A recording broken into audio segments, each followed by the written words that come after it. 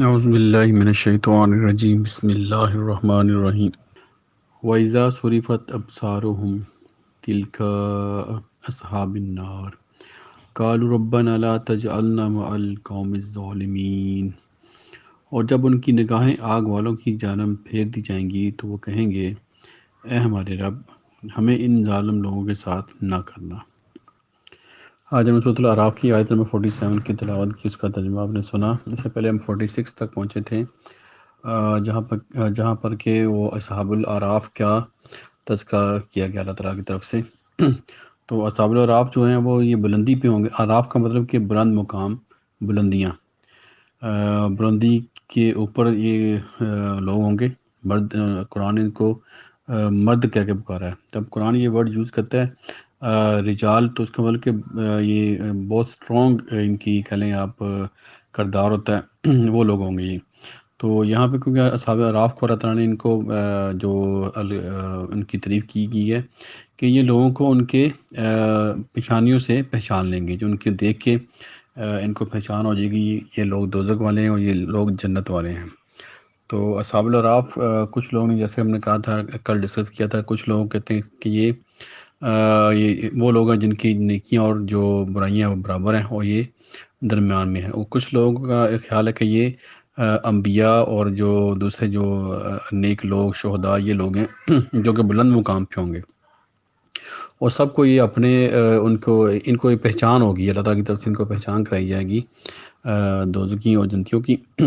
اور دنیا میں بھی اللہ تعالیٰ ان کو یہ خصوصیت دیتے ہیں جو اپنے نیک اعمال کی وجہ سے، کہ یہ لوگ جنتیوں اور دوزخیوں کی پہچان کر لیتے ہیں۔ مطلب اس کا مطلب یہ نہیں کہ وہ یہ ان کے جسٹیفائی کر دیں گے یا وہ بتا دیں گے یہ لوگ جنت میں جا رہے ہیں یا دوزخ میں جا رہے ہیں، لیکن یہ کہ ان کو ان کے اعمال کی ان کو جو پہچان کرا دی جائے گی، کہ ان کو دیکھ کے ان کو جو اندازہ ہو جائے گا یہ لوگ جنت میں جائیں گے ان کے اعمال کی وجہ سے، اور یہ لوگ دوزخ میں جائیں گے۔ یہ اصحاب الاعراف کی جو ان کی جو شان ہے، یا ان کی جو اللہ تعالیٰ ان کو صلاحیت دیں گے کہ وہ لوگوں کو ان کی پیشانیوں سے پہچان لیں گے۔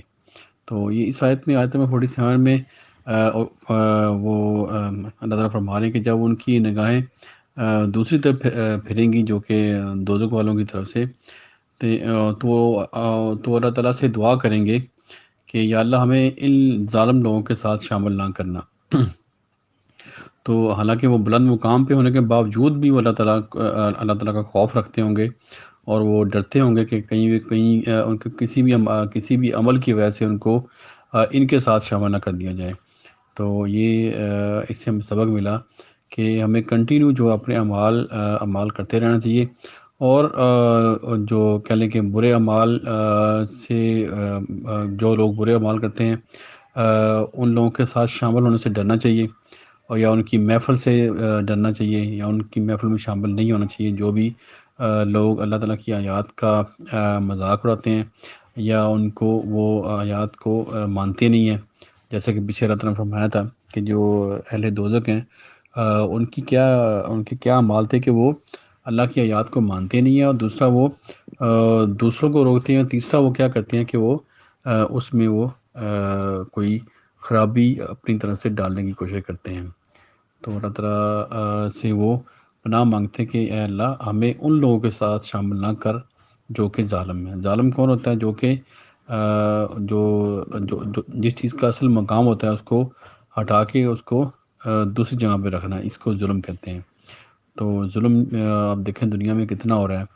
تو ایک تو ایز اے انسان، اور دوسرا ایز اے مسلمان ہماری یہ ذمہ داری ہے کہ ہم جتنی ہماری استطاعت ہے، جتنی ہماری طاقت ہے، ہم ہر لیول پہ اس ظلم کو ختم کرنے کے لیے کوشش کریں۔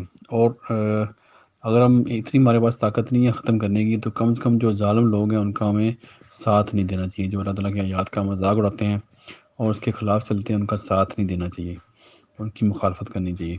یہ کم از کم ضرور ہمیں کرنا چاہیے۔ تو اس سے بھی اگر ہم اپنے مائنڈ کو اس طرح بھی ہم چینج کر لیں تو بھی اس میں معاشرے میں بہت تبدیلی آ سکتی ہے جو ہمارے ارد گرد میں۔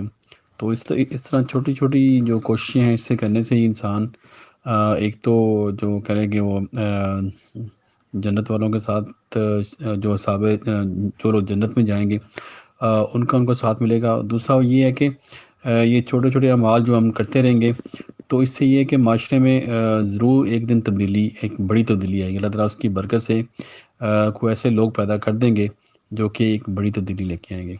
اللہ تعالیٰ ہم سب کو عمل کی توفیق دے، اور دعا ہے کہ پوری دنیا میں جہاں جہاں لوگ پریشان، ان کی پریشانیاں دور کرے، اور جو بیمار ان کو شفا دے، اور جو فوت ہو کے اللہ تعالیٰ ان کی مغفرت کرے۔ آمین۔ صدق اللہ العظیم۔ جزاک اللہ خیر۔